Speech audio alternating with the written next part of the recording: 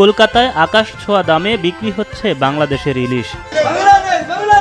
অনেক কষ্টের পর গতকালকে পেট্রোপোল সীমান্ত দিয়ে প্রায় ৪৫ থেকে ৫০ মেট্রিক টন মাছ ঢুকলো। প্রথম বাংলাদেশের মাছ আজকে ফার্স্ট হাওড়া মার্কেটে ঢুকেছে। একদিন আগে মাত্র 10 মার্কিন ডলার অর্থাৎ ১১৮০ টাকা মূল্যে যে ইলিশ রপ্তানি হলো, ওপার বাংলায় সেই ইলিশের কদর এতটাই বেড়েছে যে কলকাতার পাইকারি বাজারেই প্রতি কেজি বাংলাদেশের ইলিশ বিক্রি হচ্ছে ১৬০০ থেকে ১৭০০ রুপিতে। আমাদের এখানে বিভিন্ন সাইজের বিভিন্ন দাম হচ্ছে, যেমন নিচে ৭০০ গ্রাম থেকে নিয়ে কিলোর উপরে মাছ আছে, তো ১৩০০ থেকে নিয়ে ১৬০০ টাকা পর্যন্ত প্রতি কেজি বিক্রি হচ্ছে। ২৭ সেপ্টেম্বর ভোরে সীমান্ত পেরিয়ে বাংলাদেশের ইলিশ ওপারে যেতেই হুমড়ি খেয়ে পড়ে ভারতীয়রা।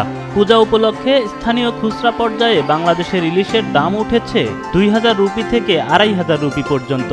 এই ৮০০ গ্রাম ৯০০ গ্রাম সাইজের মাছ এখানে ১৩০০-১৪০০ টাকা বিক্রি হচ্ছে। ১ কিলো ১০০-২০০ সাইজের মাছ আপনার ১৬০০ ১৬৫০ বিক্রি হচ্ছে। এই মাছটা খুচরোতে ধরেন ১-১৫০ টাকা বেশি দিয়ে আমরা বিক্রি করব।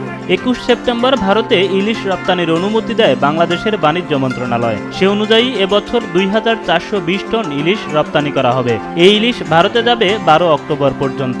কলকাতা আশা করে সবাই বাংলাদেশ ইলিশের জন্য সবাই আশা করে এই সময় যে পুজোর লোক আসবে, আত্মীয় স্বজন সবাই আসবে বাংলাদেশ ইলিশ খাওয়ার জন্য, সবাই অপেক্ষা করে থাকে। আশা করি যে এই যোগানটা পরপর বাড়বে আর আমরাও পরপর যে মাছটা নিয়ে আসবো দামটা কমবে।